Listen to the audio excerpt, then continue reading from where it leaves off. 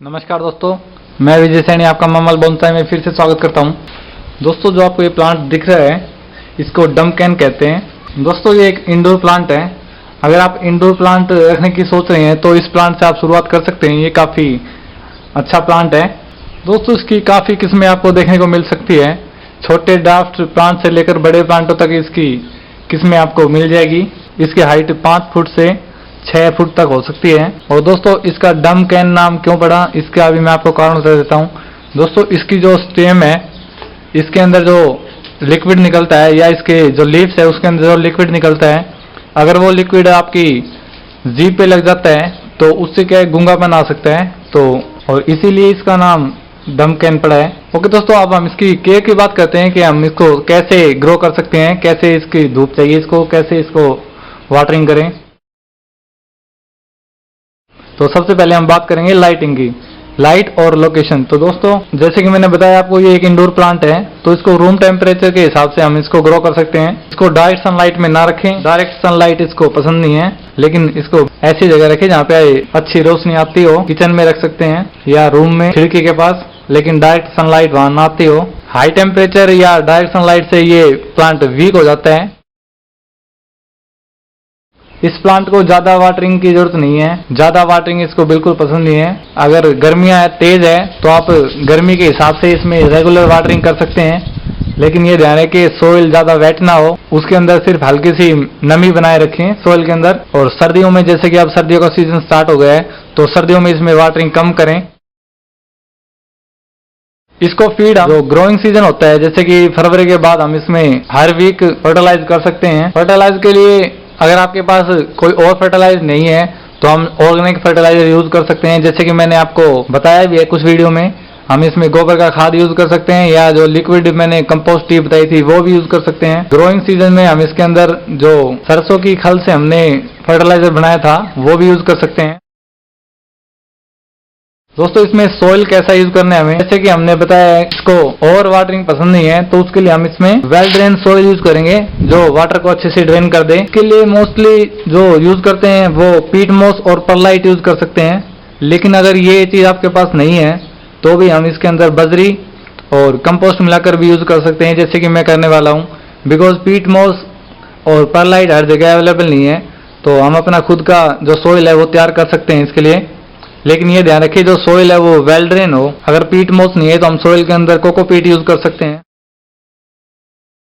दोस्तों, इसकी प्रोपगेशन हम कटिंग के थ्रू कर सकते हैं या ऊपर की जो नई कोपलें इसकी निकलती है उनसे भी कर सकते हैं। जब ये प्लांट काफी बड़ा हो जाता है तो इसकी जो नई कोपलें निकलती है उनको हम कट करके उससे हम नया प्लांट ग्रो कर सकते हैं। उससे क्या, प्लांट का जो हाइट है वो भी ठीक रहेगा, ज्यादा बड़ा नहीं होगा और हमें नया प्लांट भी मिल जाएगा। और अगर हम स्टेम से ग्रो कर रहे हैं इसके, तो एक चीज ध्यान रखें, जिस स्टेम से हम इसको ग्रो कर रहे हैं उस पे एक आई यानी कि न्यू बर्ड्स निकलने की जो जगह होती है उसको आई या हमारे यहाँ पे आंख बोलते हैं, क्योंकि वहां से न्यू बर्ड स्टार्ट होता है, तो वो स्टेम पे हो और वो स्टेम हम एज ए कटिंग ग्रो कर सकते हैं। और कटिंग ग्रो करने के लिए जब आप कटिंग लें तो ये ध्यान रखिए कि बिल्कुल शार्प कटर से कटिंग ले इसकी।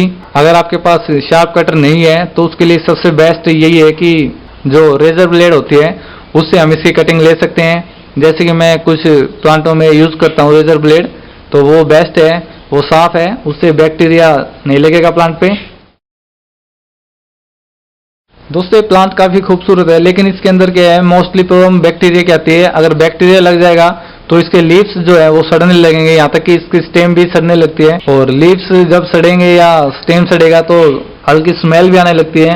और जो बैक्टीरिया है वो लीव्स और स्टेम दोनों पे अटैक करता है। सर्दियों में इस पे लाल मकड़ियां लगने का डर रहता है। जैसे कि आपको दिख रहा होगा जो ये लीव्स है, इसके अंदर देखिए, मैं आपको नजदीक से दिखाता हूँ। इस लीफ के यहाँ पे एक जाल सा लगा हुआ है, देखिए ये जाल सा लगा हुआ है।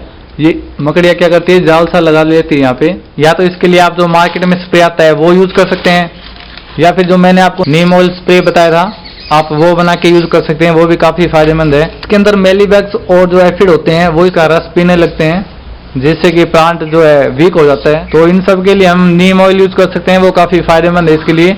या फिर आप मार्केट से स्प्रे ले आए इसके लिए और वो यूज कर सकते हैं। विंटर केयर, दोस्तों सर्दियों में इसकी केयर करना काफी जरूरी है। दोस्तों विंटर में क्या होता है, इसके जो लीव्स हैं उस पे आपको व्हाइट व्हाइट से धब्बे यहाँ पे दिख रहा होगा, मैं दिखाता हूँ। ये देखिए, ये जो आपको हल्के हल्के धब्बे से दिख रहे हैं, ये ज्यादा हो जाते हैं, ये विंटर में ज्यादा होते हैं। इसका एक कारण ओवर फर्टिलाइजर भी है, या फिर इसका सोइल अगर कंप्लीट ड्राई हो जाए तब भी हो सकता है।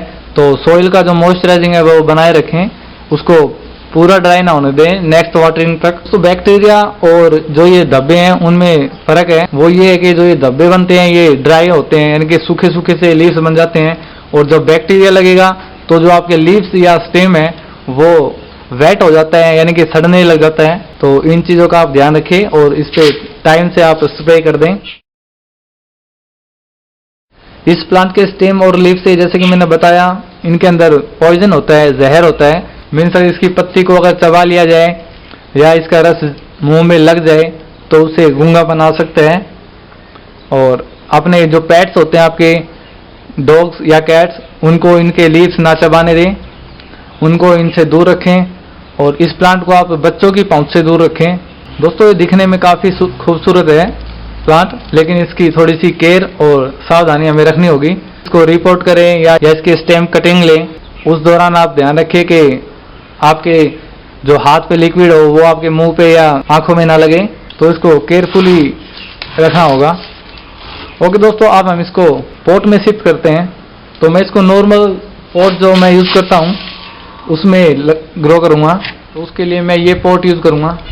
एक चीज़ का ध्यान रखिए, अगर आप पॉट ले रहे हैं तो उसके अंदर होल जरूर हो, वरना आपका जो सोइल है उसके अंदर वाटरिंग ड्रेन नहीं होगी नीचे से, और सोइल ज़्यादा वेट होने के कारण आपका जो प्लांट है वो खराब हो सकते हैं। तो उसके लिए दोस्तों मैं कोको कोर यूज़ करता हूँ। कोको कोर लगा दूंगा ताकि वाटर अच्छे से ड्रेन हो जाए। जैसे कि मैंने आपको बताया था कि सोइल अगर हमारे पास पीट मॉस और परलाइट ना हो तो हम क्या यूज़ कर सकते हैं, तो उसके लिए आप अपना सोइल मिक्स खुद तैयार कर सकते हैं। तो मैं जो सोइल मिक्स अभी यूज़ कर रहा हूँ उसके अंदर मैं बजरी और ये गोबर का खाद है और ये थोड़ा सा मेरा गार्डन सोइल है, मैं इन सबको मिक्स कर लूँगा। अगर आपके पास कोकोपीट अवेलेबल है तो आप वो भी ऐड कर सकते हैं इसके अंदर। इसकी जो लीव्स हैं उसके जो रस है उससे आपको एलर्जी भी हो सकती है, तो अगर आप इस पे वर्क करें तो ग्लव्स ज़रूर पहन लें। अब आप ये मत सोचिएगा कि मैं ग्लव्स नहीं पहन रखे। दोस्तों ऐसे प्लांट पे काम करने से पहले मैं एक चीज़ यूज़ करता हूँ हाथों पे, मैं वैसलीन या कोई भी वेजिटेबल ऑयल है वो हाथों पे अच्छे से लगा ले। दोस्तों ये सिंपल सोइल मिक्स मैंने यूज़ किया है।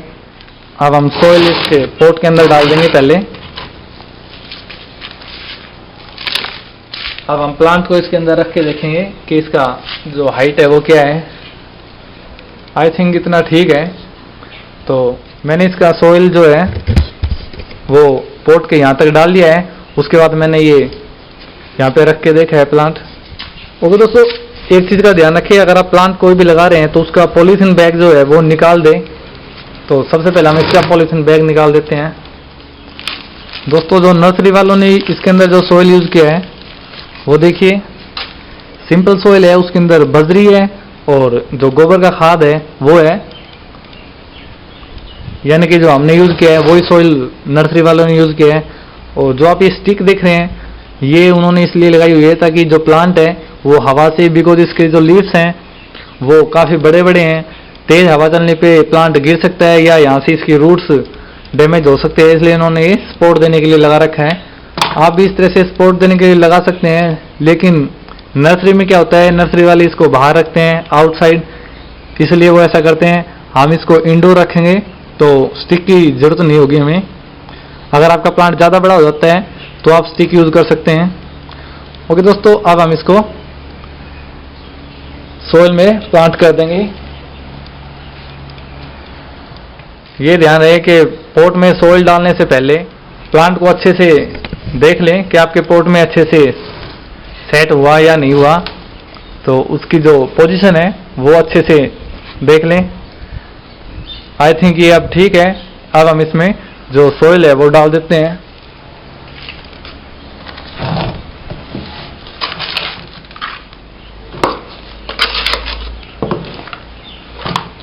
दोस्तों सोइल हमने डाल दिया है। मैं ये स्टिक जो इसके लगी हुई थी उसी से इसके साइडों में सोइल को अच्छे से फिल कर देता हूँ। दोस्तों ये ध्यान रखिए कि जो जैसे कि मैं बोनसाई के अंदर अच्छे से इसके जो ट्रंक के पास भी स्टिक यूज करते हैं, लेकिन ऐसे प्लांट के अंदर आप यहाँ पे यूज ना करें, बिकॉज उससे क्या हो सकता है, इनकी जो रूट्स होती है वो काफी सॉफ्ट होती है, वो टूट सकती है, डैमेज हो सकती है। तो ये हमें सिर्फ इसकी जो रूट बाल है उसकी साइडों में ही इस तरह से हम इसको फिल करेंगे, ना कि जो रूट बाल है उसके अंदर। ओके दोस्तों, तो हमने जो प्लांट है यहाँ पे लगा दिया है पॉट के अंदर। अब हम इसमें वाटरिंग कर देंगे।